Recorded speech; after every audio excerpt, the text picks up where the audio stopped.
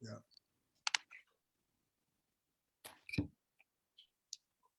Okay, we're live now. So you can go ahead and share, excuse me, you can go ahead and share the video on your Facebook page. Should pop up, right? If you like the page, it should pop up on the feed, but I'm about to share it too.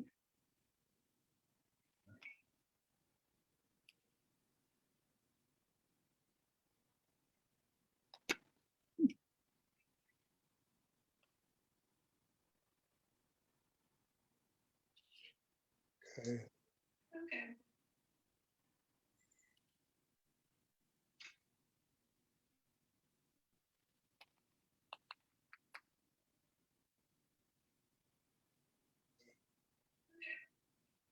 Cool.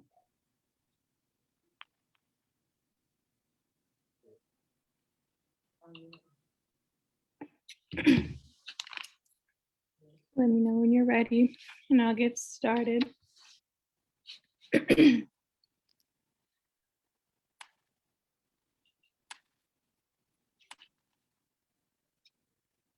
know when you're ready, and I'll get started.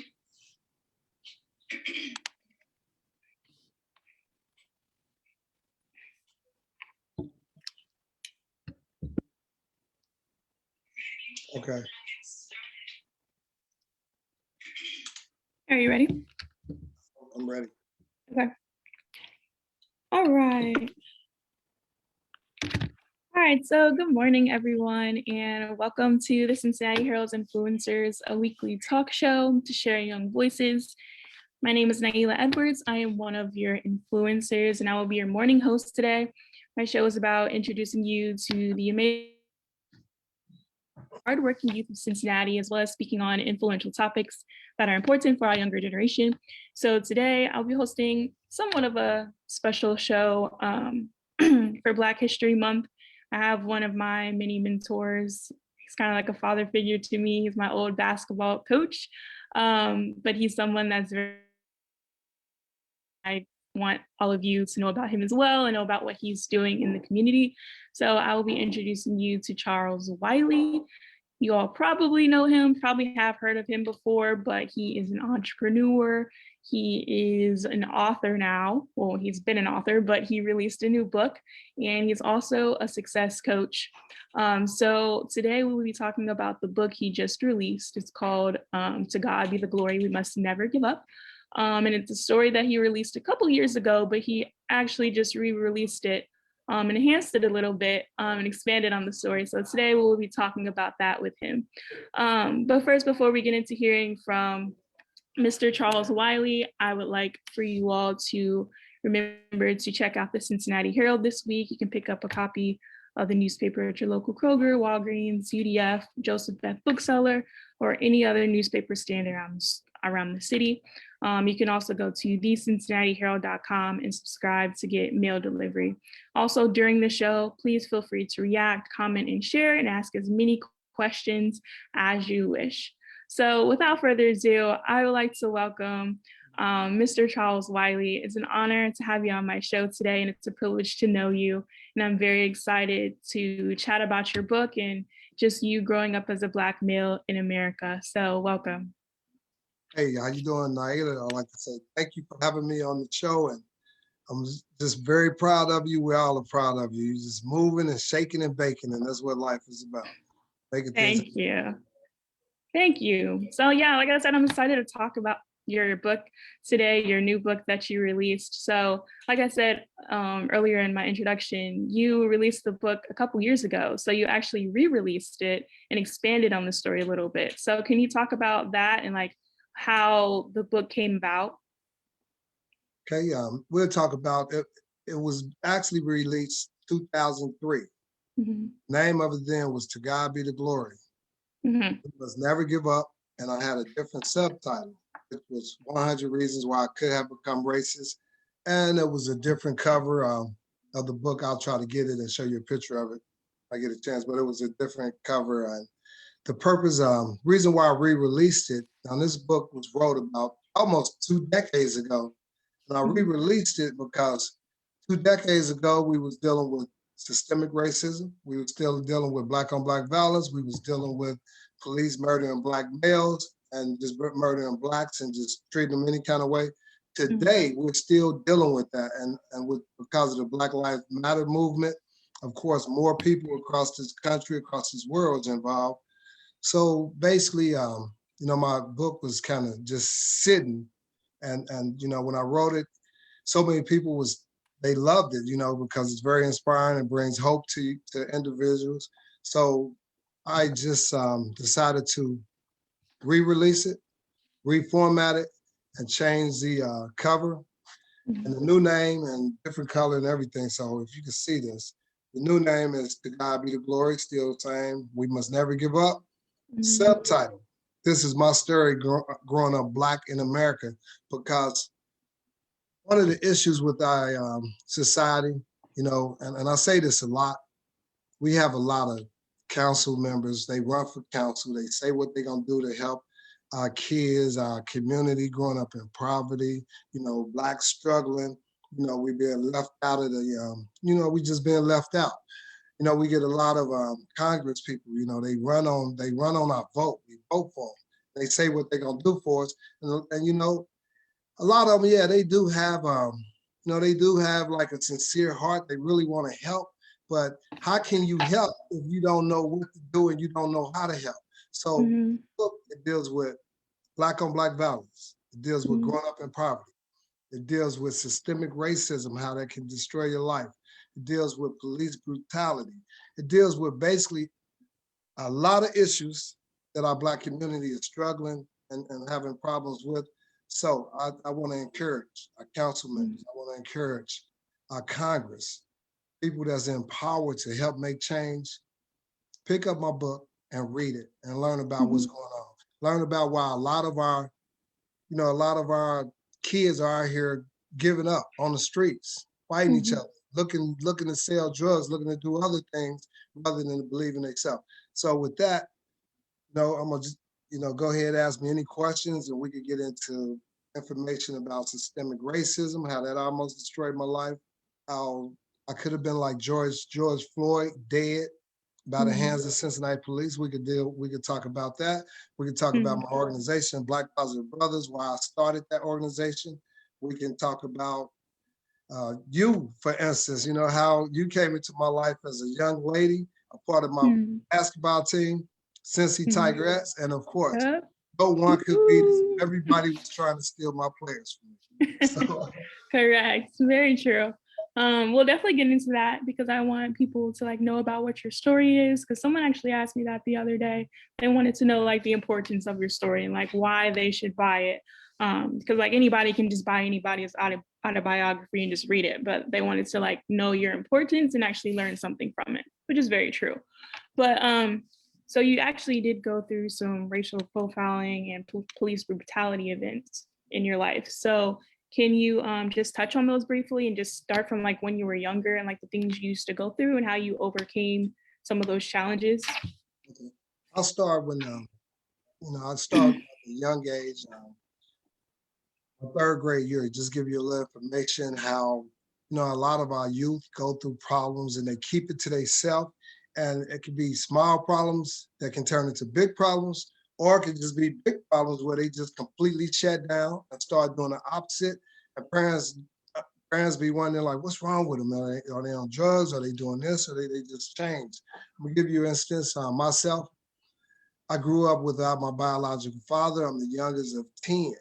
So growing up in the projects, Lincoln Heights, that's one of the largest communities in the United States. Growing up there, my sibling's father would always come around, would always, help me out a little. I thought he was my father. I thought he was my biological father. One day, I could see it plain as day to day. He pulled down the street on his motorcycle, and I ran out to the car. Two of my siblings was out there. I said, "Hey, Dad, do you have any money?" And then one of my oldest, they was all older, but she said, "I keep telling you, this is not your father. This is our father." So right then, when she said that, that really for the first time, I felt it and I believed it. So what I did, I turned around, I went in the house. I ended up going in third grade. You know, I went in the closet, sat down, and I was like in tears, crying, just hurt. You know, first, second grade, I had great grades. You know, I was a good student. Going into my third grade year that summer, that was one of the worst years of my life because I was carrying that burden on. And that's what a lot of our young people do. You know, it could be, like I said, something simple, them just not getting along with their parents and they holding on to it. But you have to, I'm here to tell you, let it go, talk to someone about it, because it will destroy your life. What I did, I shut down in school my third grade year. I quit doing my schoolwork. I wouldn't do anything. If my teacher would tell me to sit down, I would stand up. It would be nothing for me to slide a desk across the floor. You guys, you know how bad Mhm. back when they're in school, get on your nerves, you schoolwork, and this kid Yeah. acting just off the chain.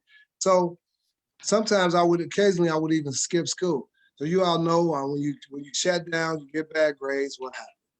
You fail. So Mhm. I stuck in the third grade. Me being tall, I was already tall and I started school late. My birthday is in December, so I already started school late. So that next year, going back to school, I Mhm. was one of the biggest kids. I was the biggest kid in my class. I was the oldest kid in my class.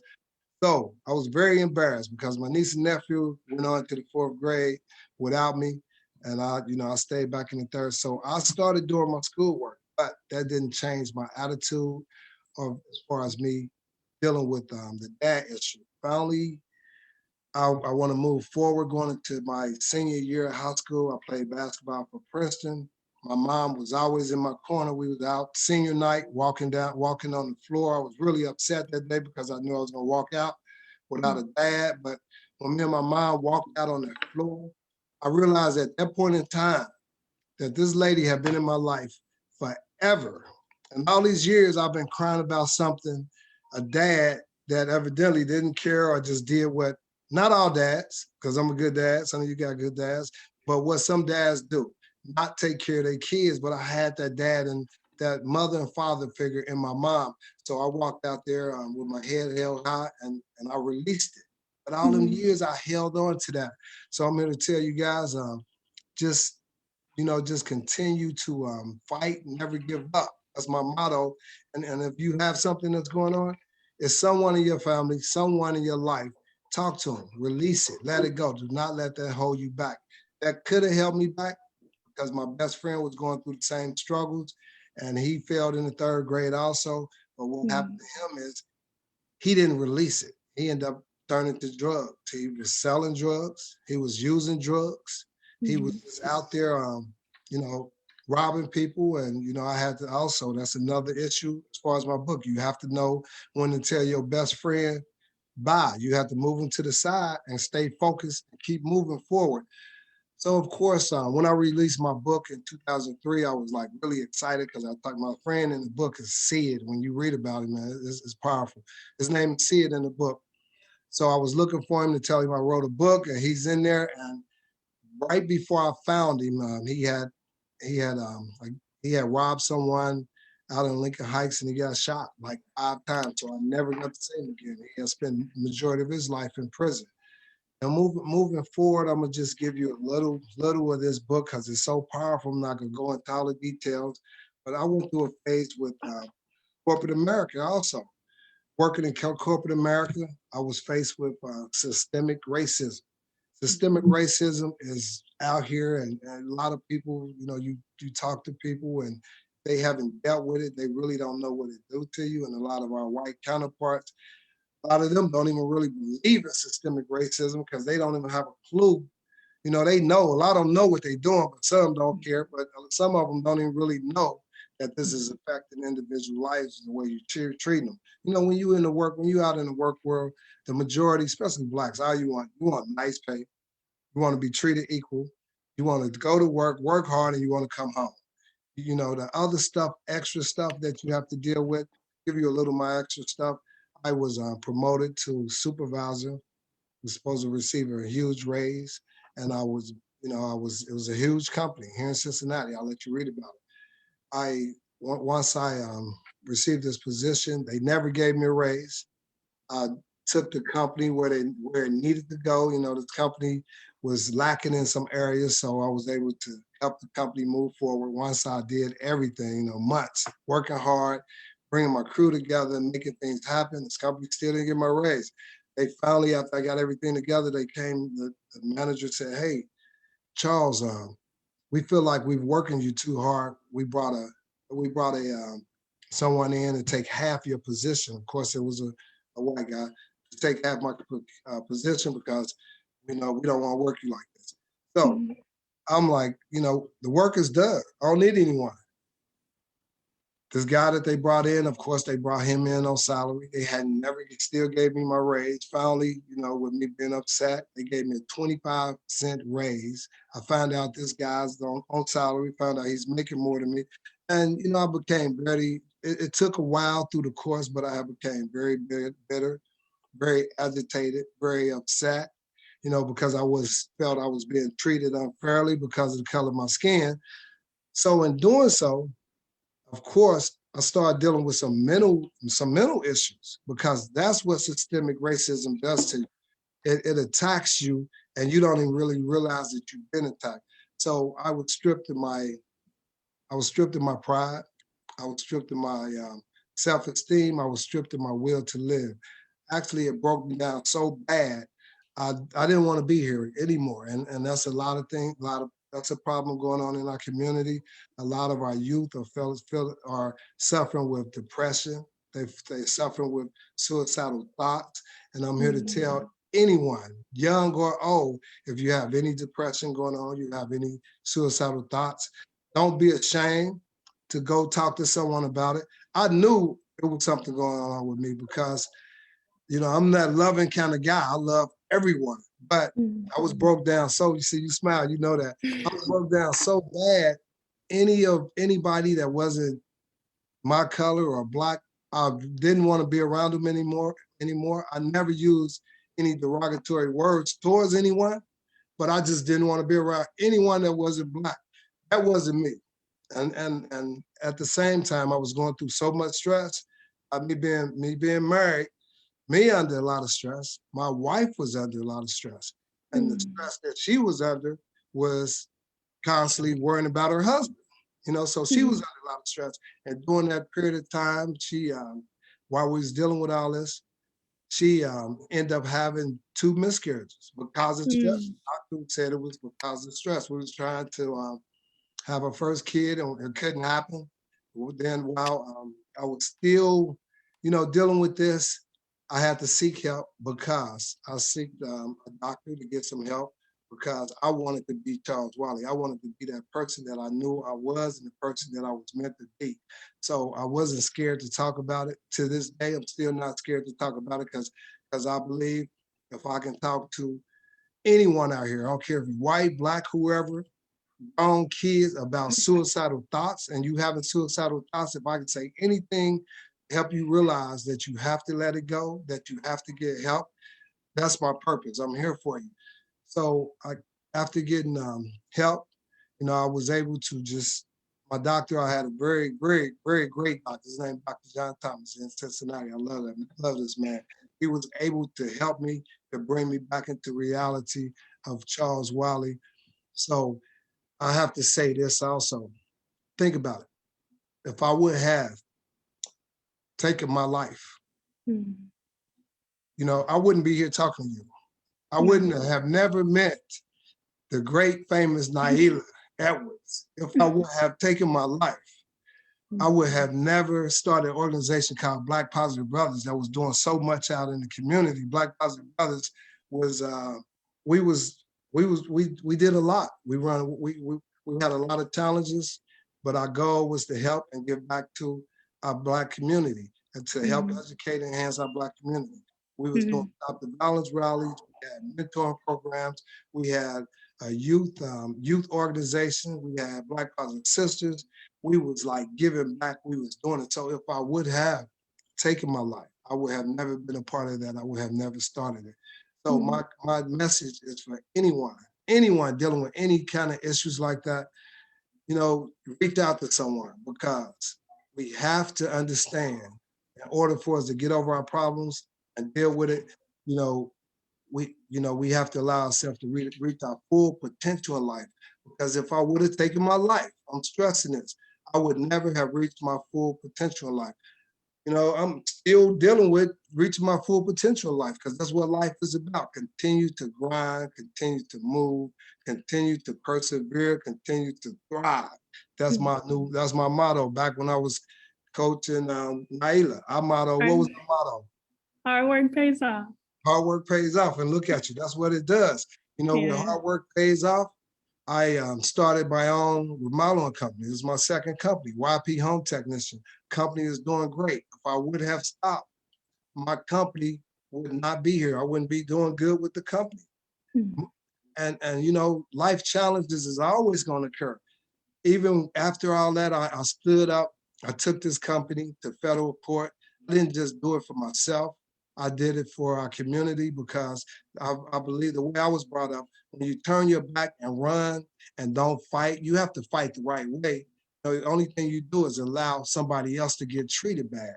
So I took this company to court, not just for myself, for our community, because I wanted to make a change. I wanted this company to make a change and understand that they cannot treat people the way they treated me. And I didn't give you all the details. So in court, I lost in court, but I was satisfied, because I made a statement, and through that, sometimes we fight and do things, and I thought I should have won. All the evidence led up to me being in the right. EOC, they was on my side. They sent me letters. I was in the right, but I lost. Now I had to outweigh that situation, because what happened after that, God showed me signs that he wanted me to write an autobiography. I never even thought about writing a book. That was not my intentions. And I'm gonna let you guys read the powerful. Your team say they want to know why they need to read this book. I'm gonna show you how God worked. I'm gonna let you guys read this powerful book and let you see how God showed me signs to read this book. Because a lot of times we go through issues, we pray, we like, God, I'm dealing with this, please help me. And a lot of us expect for God to do a magic trick, like poof, and deal with that situation. But I know for a fact the way he works also is that I may be praying for something, and he may put a Nailah Edwards in the midst of me and her, and he may send me a blessing through her. But if I don't have the eyes to see my blessing and the ears to hear my blessings when I'm talking to her, I miss my blessing. That's how we miss our blessings. So I had the eyes and the ears to hear my blessings when God was speaking to me, telling me to write this autobiography, and I wrote it. Now, you would think that all of that is over with. I'm moving forward in my life. Next, I'm out, and Cincinnati police, they knock on my window and say, hey, we got to call somebody smoking crack in the white Cadillac. I had the windows up. Now, when you guys have, what cigarette smoke or smoke does. When you got the windows up, when you let the windows down, what the smoke do? It'll come out of your face. So when I let the windows down, I said, officer, I don't smoke, I don't do drugs. And if I was smoking, if I was smoking in my car, it would be in your face, because you would smell the smoke. He became agitated. He was upset. He asked me to get out the car. He wanted to search my car. And, you have to know your rights when you're dealing with the police also. And you have to know just common sense type things. He wanted to search my car, and I kept saying, no, no, no. They detained me. Wow, they probably detained me for an hour longer, asking me to search my car. And finally, it was probably about 15, 20 other cops around me. I don't know, they was just all over the place. And finally, he said, well, if you don't let me search your car, I'm gonna call for the dogs and search your car anyway. So, I said, you know what? You can search my car. I said, I had my gun in the glove compartment. Back then, the legal way to carry your gun, you put your clip had to be separated and locked up. So my gun was locked up in the glove compartment. Clip was locked up in the trunk. That's the law. That's how you carry back then, we didn't have CCW. That's how you carry your firearm.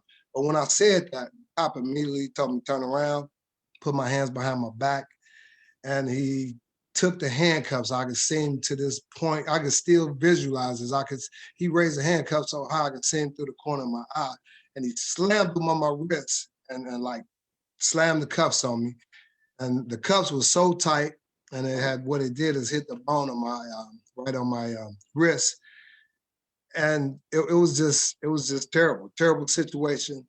That's a situation, and I'm not gonna give you guys the rest of it because that's powerful also. That's the situation. Now just think, all these police officers around me, I did nothing wrong. I was in the right, but I wasn't sitting there like arguing with them. I wasn't sitting up calling them names and acting like, just because I'm in the right. That's a situation that probably would have got me killed right then. And also, it was another police officer. All of them was white. It was one black police officer. I looked at him. I said, you gonna let them do me like this? Because he just looked at me and he turned his back to me. This kind of stuff needs to stop. That's how George Floyd got killed. The man got his knee on his neck. The other officers just looking at him. These situations have to stop. So what's going on in this book? Yes, it's very relevant. So if you want change, we need to pick up this book, because this book is not just about Charles Wiley. It's about you, Nailah. It's about your kids to come. It's about whoever's watching this. It's about your grandkids that you walk around with, wanting to protect. We don't make a change, and people don't try to make change. We're gonna constantly go through the same situation over and over. And I could say, that we do in the situation that I dealt with, that formed the collaborative agreement here in Cincinnati, which really helped Cincinnati, the Black community and the police relationship dealing with police brutality. But it's better, but we still have a long way to go. And we still have, we have a lot of great cops out here, but we have these cops out here that are arrogant, that probably are racist, that's making all these cops look bad out here. So I just put a plea out to the good cops. Just like we making a stand, I'm making a stand. I'm asking you to make a stand. Say, hey, enough is enough. Let's move forward. So Cincinnati, United States, in order for us to move forward, we have to talk about these situations in order to help. You have to know what's going on with our young Black males, why they standing on these corners. I know why they standing on the corners. You want to know, come and talk to me. We have to know why our community is continually staying in poverty. I know why they stand in poverty. Come and talk to me. You know also, our community needs help. So in saying that, you have any questions, anybody on Facebook listening, you have any questions, feel free to ask me, and I'll help you out. I'll try. Yeah. Your book's on Amazon right now. It's doing really well from what I can see. Oh yes, it's on Amazon. And I'm very, very proud about that, because I want the world to read about this book. I want them to read this book and not just read it. I want the world, especially the United States, to apply it, so we can help our kids on this corner, so we can come to them and say, hey, I'm tired of this Black on Black violence in our community. This is my way of stepping out and saying, I'm tired of our kids on this corner. So yes, doing well. And a big surprise that's coming. Everybody knows the famous Lincoln Ware. I have an Audible. Lincoln Ware did the Audible on the book. It's been approved, so that should be out sometime this week. And he did an excellent job. So anybody that don't like to read, you'll be able to download that and listen to Lincoln Ware. Man, Lincoln Ware, that man is bad. And he's the right man for the job. I was trying to decide who I wanted. Lincoln Ware was the first person that came to mind. I had others on the list. As soon as I talked to Lincoln Ware, he said, I would love to be a part of this. Yeah. You were actually on the show the other day. I was watching it for a little bit there. So that's really good. And then the audiobook is also on Amazon as well. Yes, this week it should be, it'll be on Amazon this week. Cool. This week. So right now you can get the book, the paperback on Amazon, and ebook on Kindle. Okay. We'll have CDs on it also because we have a lot of elder people in our community that don't get on the internet, don't want to read. So I will have CDs also. Yeah, it's not expensive at all. It's only like $12, I believe. So definitely purchase his book. Drop a comment or a review on Amazon and let him know how you enjoyed the book. Share it with others as well so people can support him in his story, his wonderful story. But you also have a book signing coming up, which is on the 28th, the end of Black History Month. So can you talk about that a little bit and what people can expect from that event? Yes, I have a book signing. My first one is tomorrow, actually at Farm Faith Ministries at Pastor Banks Church over in Hilltop Plaza. That starts at 10:30. I'll be speaking to the youth, so I'll probably start. I'm thinking about 11 o'clock, and my message to them is trusting God through difficult circumstances. I'll be speaking to the youth, and I'll be doing a book signing. That's tomorrow, the 21st. On the 28th, right a couple doors down from the church, over at used to be known as the Red Carpet. It's a nice facility, nice conference actually where they do weddings and everything. So I will be there. I'm hosting my first Black extravaganza at this event. That's the 28th, and I'll be doing the book signing. We'll have live entertainment. We'll have vendors. We will. The famous Nailah will be there. She'll be there. We're gonna have DJs. We're gonna have food vendors. And Nailah, why don't you tell them what you're gonna be doing so they can come out and support you on the 28th? Yeah, so I'll actually be one of the vendors. I'll be selling paparazzi jewelry for $5. So come see me if you want some nice jewelry. I will be there selling my jewelry as a vendor. And then I was also in the audiobook too. You'll hear my voice at the end somewhere. You know what? I should have had that clip.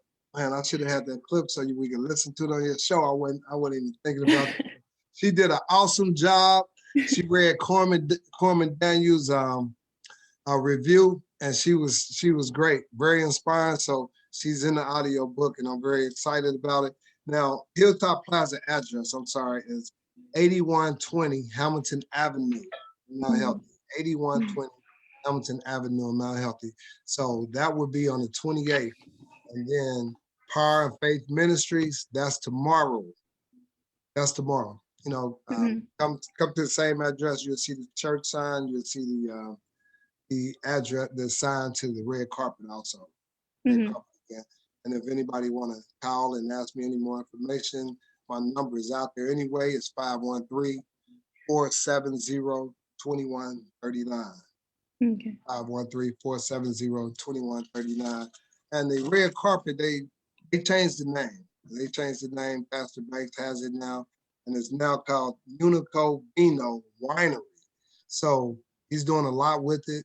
It's going to be a hall, and it's going to be a winery. So, you know, he's looking forward to jumping that off in Cincinnati. So come on out and support your Black vendors. Come and get a signed copy of this book here. To God be the glory. Must never give up. This is my story, growing up Black in America. That's his story, and I'm sure it's pretty inspiring. He's an inspiring person altogether. He's a wonderful guy. I've known him for a long time, since I was in, I want to say, like elementary school. Like I said, I played basketball for Cincy Tigerettes, the basketball team that he had. It was AAU team actually. And my mom, she wanted me to get involved with you so bad. And eventually I became a part of the team, and all the participants of the team, we've just been looking up to him ever since. Like I'm still talking to him. He's like a dad to me. I'm like, what's up, Dad? Like, what's up? What you doing? So definitely support him. You know, if you have anything you're going through, if you feel comfortable, definitely reach out to him. He won't bite. He's a nice guy. And I'm sure he will keep you uplifted. That's what he does. Yes, I tell you this, our AAU team, and a lot of people, you know, when they start AAU teams, the fees is like $600, $700. So you know, it's hard out here. So anything I do, I try to make it like where people, you know, nothing's free in life. But I wanted an AAU team where parents can comfortably help support the team and just, they don't have to worry about paying $200, $300, $600. So we all chipped in on the league fee. We all chipped in on the uniforms, and we made it happen. And I kept the same girls. That's why. That's why parents. My parents, they love me to this day. The girls, my girls sing. All of them they lovely. I love them all. Yeah. And I'll share one of my girls with you that's in my heart. We had a young lady, Day. She was my superstar golf. She was just awesome young lady. And she's one that was going through some issues, going through some challenges, and didn't talk to anyone about it. And she took her life. So this is real out here. I mean, it's real right now with this COVID going on, with all these issues going on. You guys partnered Donald Trump, did all this. No, I'm just messing with y'all with that. But it's a lot going on. So reach out to your youth, reach out to your parents, and just connect, and we just try to make this work together because everybody's under a lot of stress, and that's why I like to have fun with what I do. So come out and yeah, and also rest in peace to Coach Stallworth, because he was another one of our great dads on the team. We all miss him, but he was a great guy. He partnered with you very well to keep the team going. Yes, Coach Stallworth. He was that was one of my best friends also growing up, and he was so unique. He had a nickname for everybody on the team. Everybody, and even if he would meet you, he had a nickname for you. Nailah, your nickname was Duncan, right? Yeah, Duncan. He named Nailah Duncan. Duncan. He named Day. What was Showtime. Showtime. Day name was Showtime. Ours was Wiley B.